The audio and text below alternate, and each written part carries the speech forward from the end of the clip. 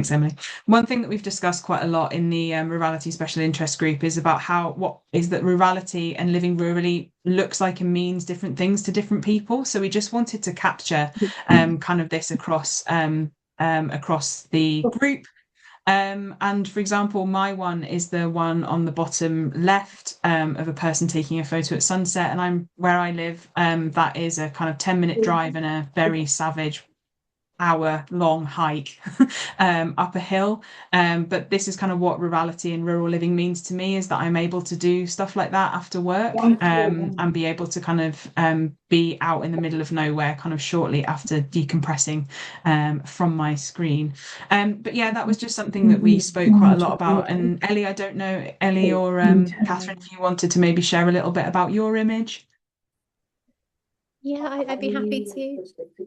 Yeah, so mine was the middle one at the bottom, which was a picture from some Cornish lanes where I grew up, and where my mum still lives with our old dog Ruby. And just I think for me, similar to what you said, really, Faye, but that kind of just being able to kind of access these beautiful spaces quickly, and where you don't bump into sort of anybody is just such a gift. And just yeah, just and all this kind of, and how each day looks slightly different, even if it's the same walk. So yeah, that was my image in terms of how rurality relates to me. um Amazing. Thanks, Ellie. And Catherine, I don't know if Yeah. one of these is yours. So mine is the middle one at the top, the sheep, and actually the bottom one could easily have been mine in the middle as well. And it's from just up the road from where my mum lives. So I'm currently in London, but my mum is in North Devon, and I make that trip every 2 or 3 weeks. It's quite a long way. And this sheep kind of made me, I mean, part of it's the change in the seasons, which I think you also mentioned, and how every day looks different. But this sheep is quite often there standing at this gate, and I've watched it grow up. But I think there was something about it that my mum really wanted to be in the middle of nowhere. It was really important to her, and she is, it's for at least 4 miles to her nearest pint of milk. Um, and I think the thing about the sheep is that it kind of represents some of what's going on with her. Like, that sheep is part of a flock and part of a community, as my mum is, but there are also times where she's very isolated because she can't engage in a lot of what that community is doing. And then when she is isolated, she's really isolated. And it's been quite hard to get people to come and care for her. So the sheep is kind of very concrete representation of what I see when I'm there, but it also, I felt, was a bit of a metaphorical representation for my mum's situation, where on the one hand she's really, really happy to be there and wants to stay there, but there are times when she is quite isolated. Amazing. Thanks so much, Catherine. And I just see that in the chat, Emily, you've shared that yours is the top left, and you had a similar thought, the vastness of where you live. And that's really lovely. So thank you everyone for who kind of shared. And that was just a bit of an example of how imagery and photos can depict different things, and that we can all interpret them differently. So I think I'm going to hand over to Ellie now, who is going to kind of start us off with a presentation. And Ellie is the founder of the Photobook Project, and is also Programme Director for the MSc in Dementia, and also a PhD candidate at the University of Hull. So please take it away, Ellie.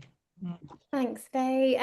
Perfect. Yeah, thank you all so much for coming today, and yeah, I hope you find this presentation interesting. And I'm going to sort of give you a little bit of an overview of the Photobook project, and then just pull out some kind of key examples of where we've used the project, to kind of I guess support people to reflect on their experience of rurality, or kind of living in particular places. And I think the Photobook projects, as you'll see in a minute, it's really come from a place of connecting people to that piece around sense of place and who they are as a person, and how their experience of their environments really inform that and their community and things. So yeah, thank you for listening. So I'll just start. So yeah, as Faye's just said, I thought I'd just give you a little bit of overview of who I am. So I founded the Photobook Project in 2015, kind of after sort of creating it as part of my MA in illustration at Falmouth University.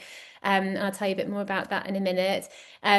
Alongside that, I've been Creative Spaces project manager for a charity called Sensory Trust, for for 9 years, so did lots of work supporting people with dementia to connect with nature, running the programme down in Cornwall. So you'll see that the two kind of interlink quite a bit with the Photobook project. And as Faye just said, I'm now the programme director for the MSc Dementia at University of Hull since last March, and I'm currently completing my PhD by published works, so that should say works, which is all around the role of illustration to empower people living with dementia, and I'm positioning the Photobook project as a creative research method, which I'll come on to a little bit towards the end. So these guys are the Happy Wanderers, and they've become a really important, I guess, part of my life, really. And so when I was a student at Falmouth, doing my MA, I read about the Happy Wanderers, and they're one of the 9 dementia-friendly walking groups that Sensory Trust run in Cornwall. And I started volunteering. Every Wednesday I'd get picked up from St Austell train station by the lady in pink there, Jan, and she'd take us to somewhere to meet the group, and it was just such a lovely part of my week, and I started noticing all these kind of, you know, gorgeous conversations that were happening in these beautiful places that just felt incredibly cut off and you know, remote. And as we said, you know, as part of those images, often we wouldn't bump into anybody else, and it just felt that we were kind of a real team that was sort of going out into nature in all weathers. And I think it just really taught me a lot about that resilient people being resilient, and the, you know, the value of these spaces, and enabling people to keep connected to these places that are really important to them. And what was amazing about this particular project, or still is, it still runs now, is that they have a really good transport budget, so people can get out into nature, and as we know, transport can be a real challenge for people, especially if their license is taken away with dementia and things. So it just felt like a really positive example of what's still possible when living with a diagnosis. So yeah, it was a real privilege for me to be involved in the group, and I guess what I noticed was that all these amazing conversations were happening and observations were happening, but no one was taking any photographs. And I think part of that was, it's interesting, obviously, you know, 11 years ago this was that I started with the group, and I think only one member had a phone, like a sort of like a smartphone. Obviously that probably is different now, but I started basically passing around disposable cameras to give people the chance to take photographs of what they were seeing around them. And some of the images that came back were just absolutely beautiful and just very poignant. And I think what was really interesting was individuals that maybe, you know, might struggle with kind of verbal communication, for example, were able to take these beautiful photographs and still know how to kind of hold the camera up to their eye and be able to take an image. And this was taken by a person living with dementia at the Eden Project. Yeah, so it just kind of shows just that kind of skill really behind the lens.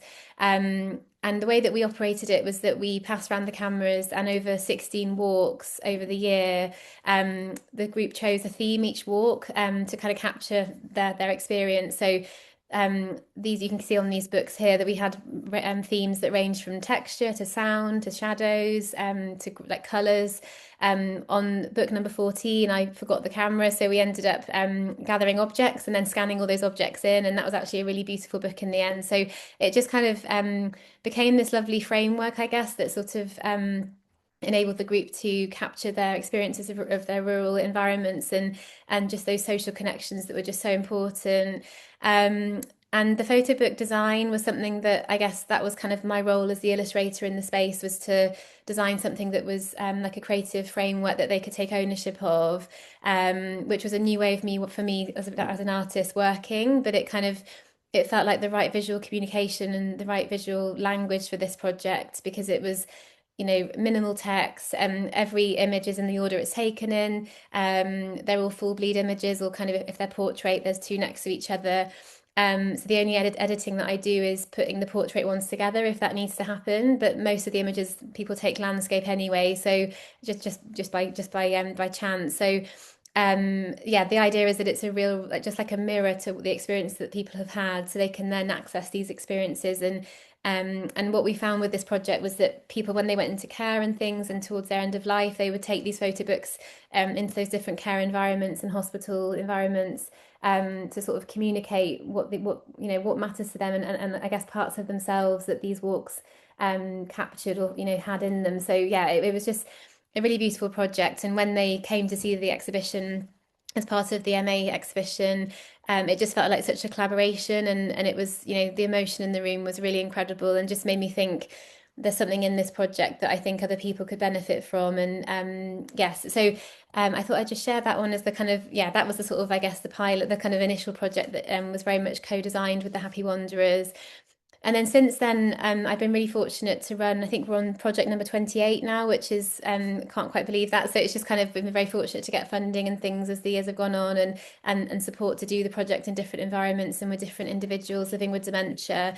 One of those was a project, I won't dwell too much on this one because it's not so much focus on the theme for today, but there's been a few international residencies that the project's kind of been involved in, and one was Humanitas in the Netherlands back in 2018. I lived at the care home for a month, and just alongside my neighbour Yoka, who you'll see here, we chose a theme each day and then documented our experiences together.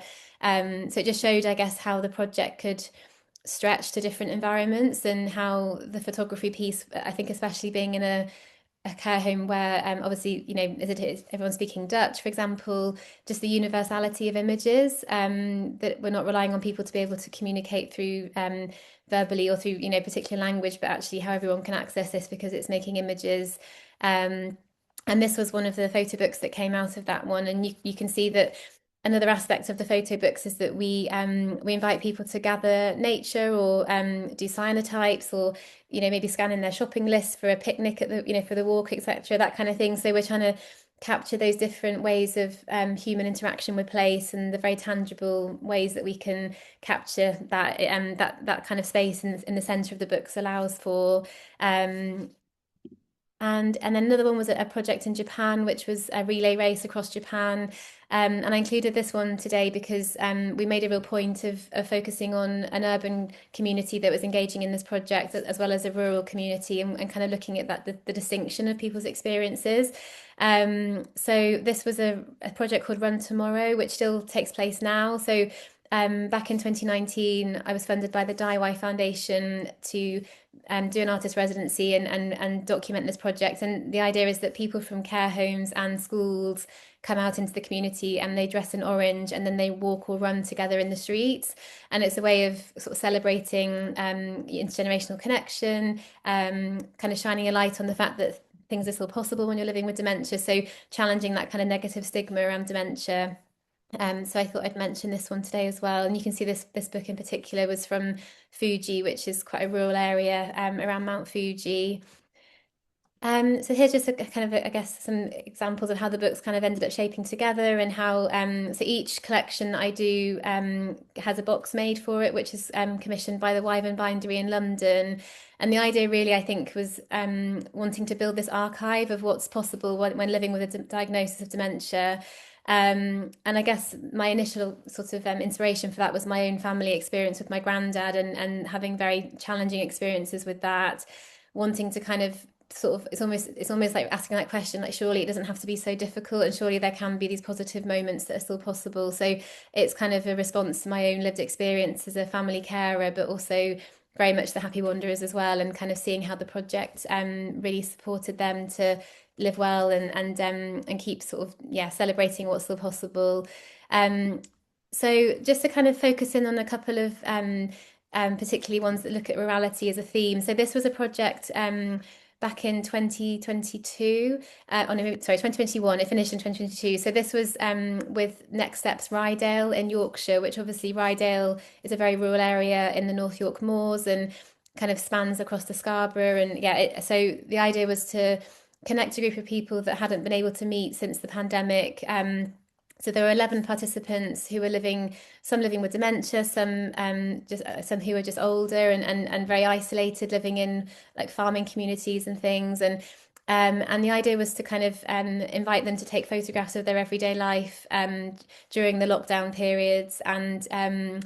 And so it kind of was a really interesting turning point for the project, because we started delivering it remotely. So we designed some activity packs that were very accessible, and we got some consultation from people around that. And there was lots of kind of the importance of being able to be reachable by phone for people, so they could kind of build that relationship.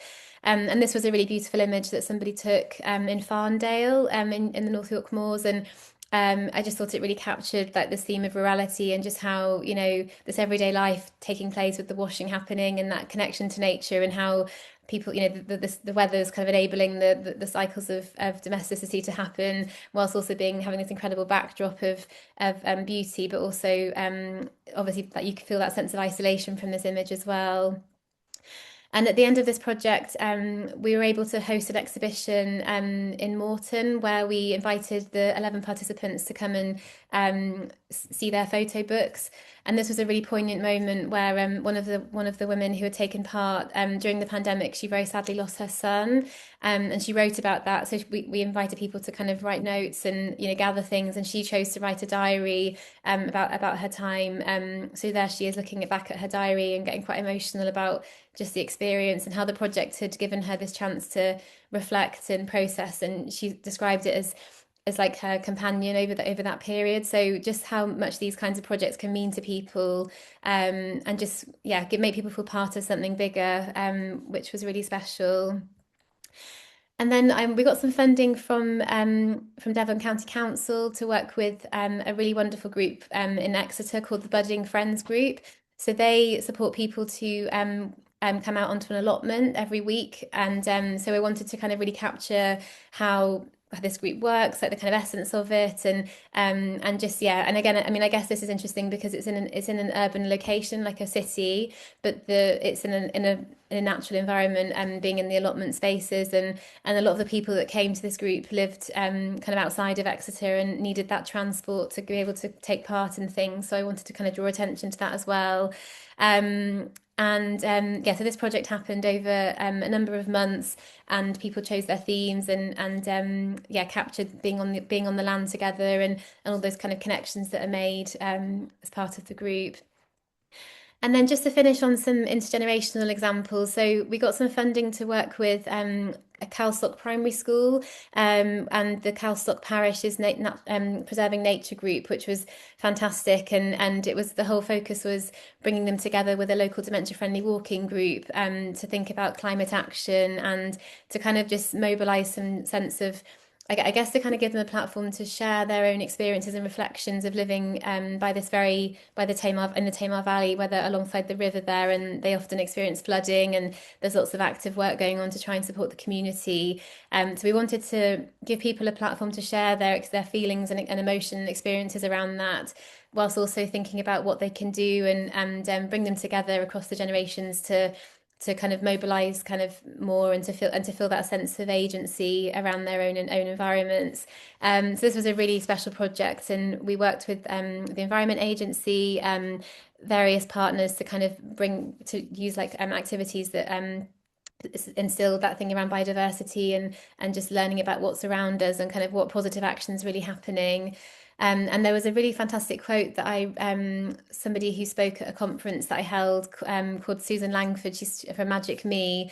She said, "Climate change is the biggest intergenerational challenge we face," and I've really held that quote close to my heart since she said it, and just it's really helped me to kind of prioritize that in these projects and offer these spaces where we can bring people together across generations to just feel a greater sense of agency, and learn more and feel empowered. And then finally, this project, Storm Warning, was commissioned by Newlyn Art Gallery back in 2023, and this was kind of modelled on the Wild About Calstock project.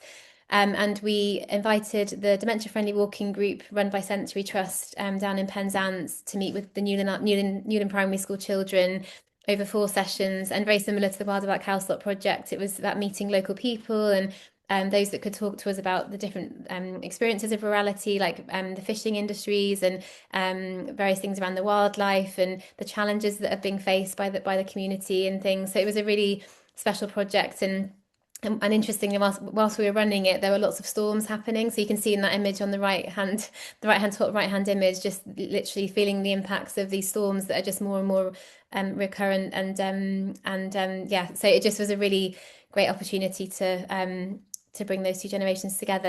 And I've just included a really short, I think it's about 2-minute film to show you how the project is quite flexible because we're able to do poetry, like I said before, drawing, cyanotypes, paintings, and all those things are very much chosen by the participants. And this was a poetry activity which enabled them to reflect on their experiences of walking together, and we then put this into the centre of their photo book.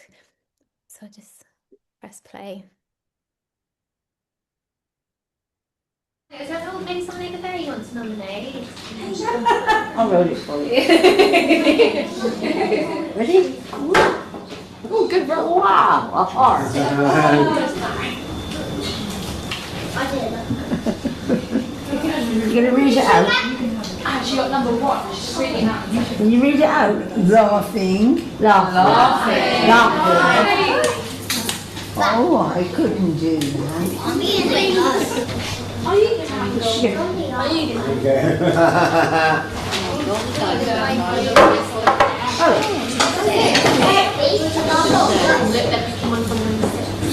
Misty.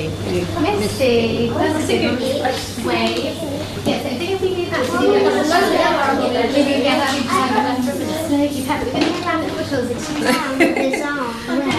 red, okay. Red.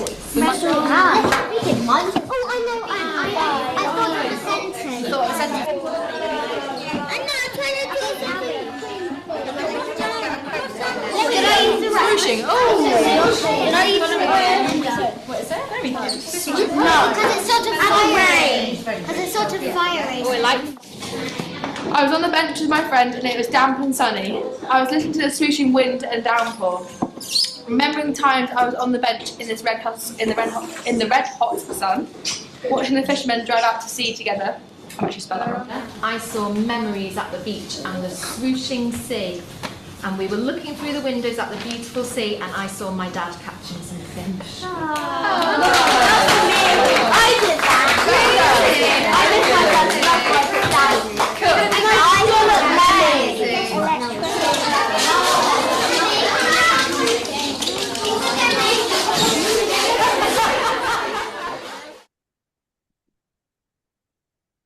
And then here's just some pictures of the exhibition that took place, and so you can see just the platforming of all their images and their photo book that was made, and just a picture of the gang. And then finally, just to finish, so this is a picture on the left of, I mean, this is actually a little bit outdated now, but it's of the archive of the Photobook Project. And now we're on the sort of third shelf now, which is really exciting, and just kind of building that archive of evidence of what's possible when living with dementia, and shedding light on innovative models that are taking place around the world to support people. And we often do book fairs and sell books, and that kind of allows us to kind of bring in some revenue to then deliver more projects alongside our grant funding. And I wanted to also mention the PhD aspect, because something I'm really passionate about at the moment is positioning how the Photobook Project can be a creative research method as a kind of tailored way of engaging people in research in an enjoyable way, but also in ways that kind of allow us to sort of do photo elicitation and build a real sense of what people's experience is from the inside out, because I think we know that 79% of research is with people with dementia is done by proxy, so it's not involving them themselves. And so I'm really kind of passionate about how we can use this project in research. So if anyone's interested in talking about that, I'd be really up for that as well. So that's it, and thank you so much for listening, and I'll hand over to Catherine. Thank you. Sharing. Go. Thank you so much, Ellie. That was really fascinating. I'm just going to see if I can share my slides. Just before I do, I just wanted to say a couple of things, Ellie. I think that work is so fantastic, and I'm primarily a memory researcher. That's what I do, and it's interesting that people often feel, the people that I work with often think, well, I shouldn't take pictures because somehow that's cheating, or I need to try and remember this without taking pictures. And there's a lot of narrative around trying harder, and that pictures somehow would take that away from them. But I think the evidence does not support that. And if people stop and take the moment to take the picture, that they are more likely to remember the event as well. So I am coming at this from a very different perspective. Let's hope this works. That should work, I hope. So I am a neuropsychologist, and I was brought into this project at the university to really kind of advise on the experiences of dementia and the dementia aspects. But essentially, this is about caregiving, and it's a project that was done in conjunction with Alzheimer's Disease International and various other organisations. But the key thing we were trying to do was to capture experiences outside, well, within the UK, but outside of the UK as well. So really what we wanted to try and do was to investigate how caregivers cope and access and use support services. And really at that point, the focus was on COVID. But actually most of the conversations were not really about COVID. And the reason that I'm talking about this today really is that we were obviously trying to engage with people who lived a long way away from where we were in London.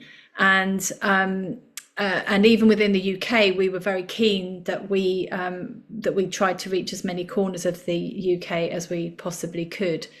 So it's really kind of about how you might use photo elicitation to capture experiences and to understand things from a different perspective, I guess. So is this going to work? Yeah. So what we did is we started off with a survey that was about 15 minutes long that we tried to get out as widely as we possibly could. We deliberately kept it quite short. There was no open text in it. It was just a kind of shortish questionnaire, and that data is something that we are looking at and is just been submitted for publication. But the only relevance of that here is that it gave us the kind of first step to trying to find our participants, and we got enough information in that survey to make sure that we could really get quite a range of people. So we were really looking at, you'll see in a second that the majority of people who completed the survey were women, but we really wanted to try and make sure we got men's perspectives as well, and that we were getting people across different ethnicities, different countries obviously, and different places. So the survey was a really good start in terms of allowing us to then target people to ask them for interviews. So obviously we had a question at the end saying, if you're willing to continue being involved, then please, leave your details here. So we kind of tried to select people to get the most breadth we possibly could.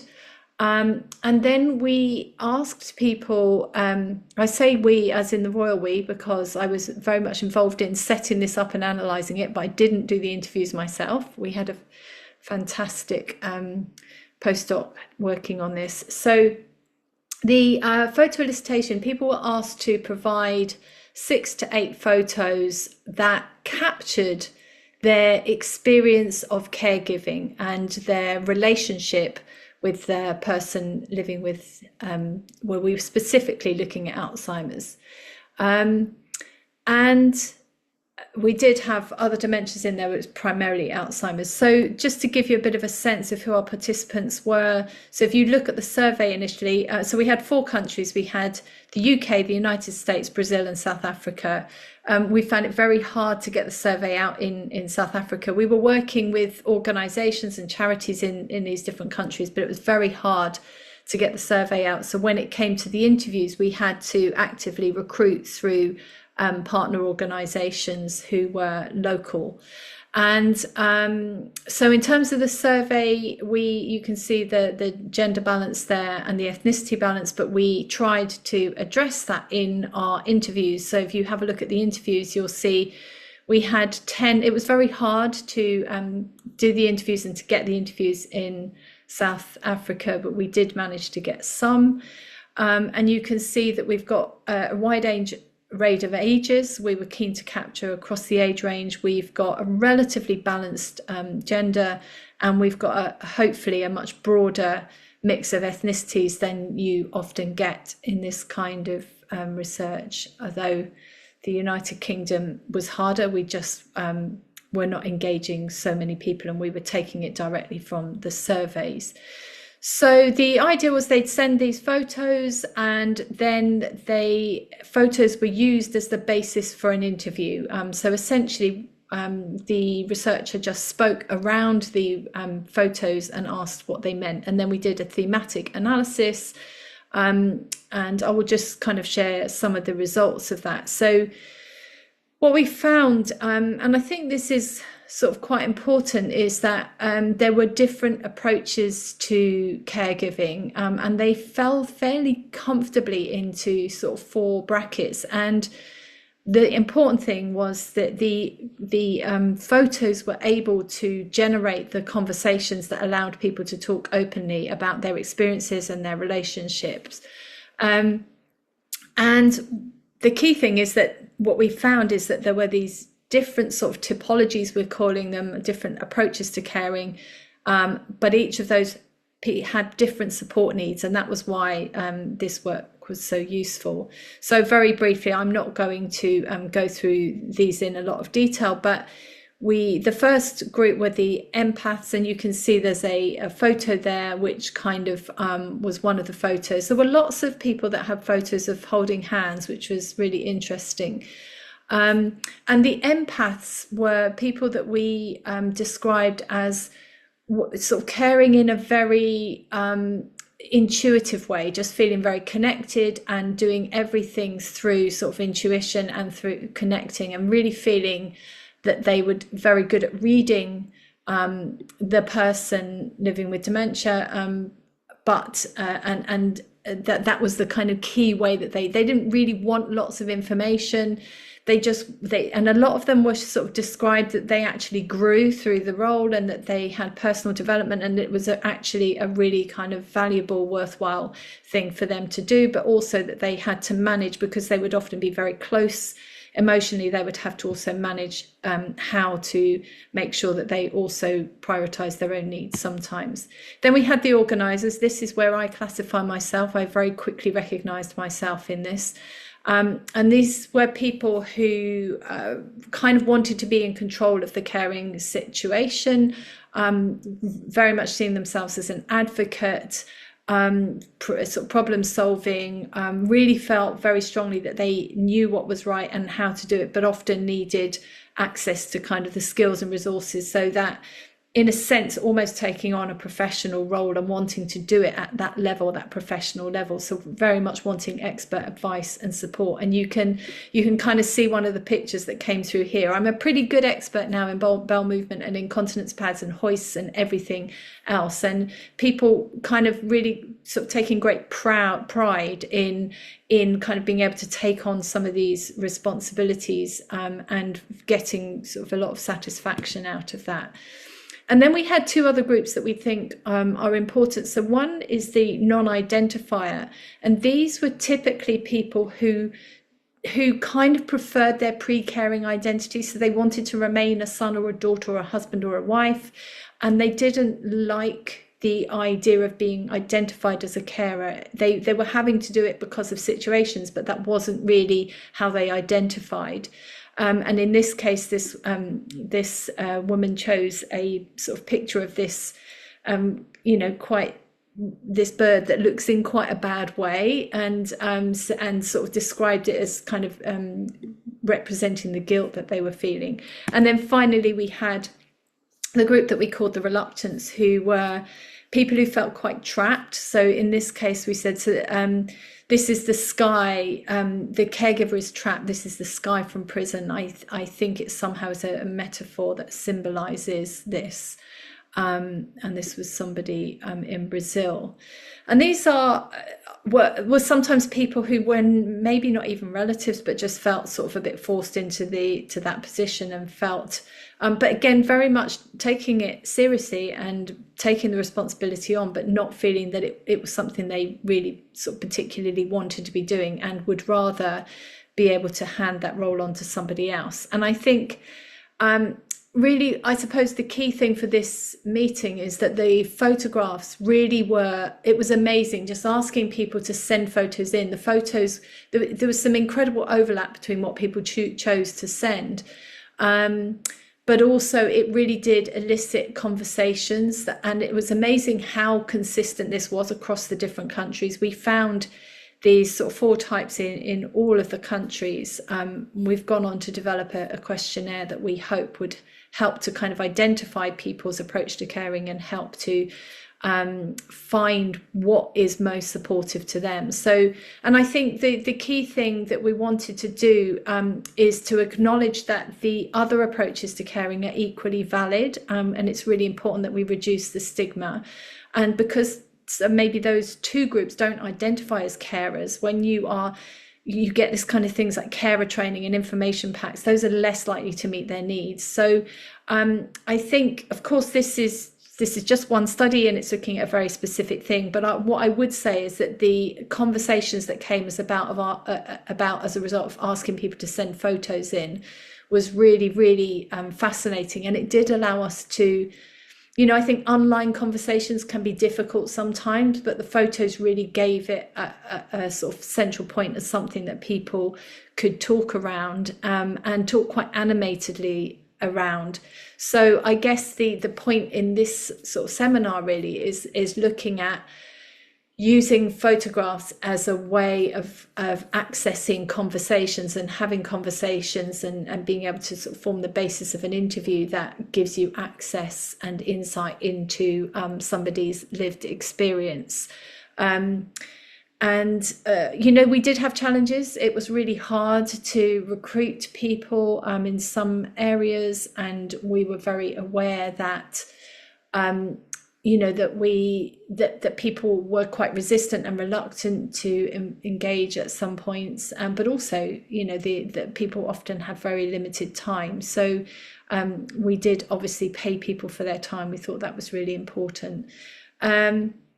But yeah, I hope that gives you a little bit of insight into a different methodology that could be used. I mean, I think, there are various people on here using photo elicitation, but this was just one way that we were able to do it. So I will stop the share at that point.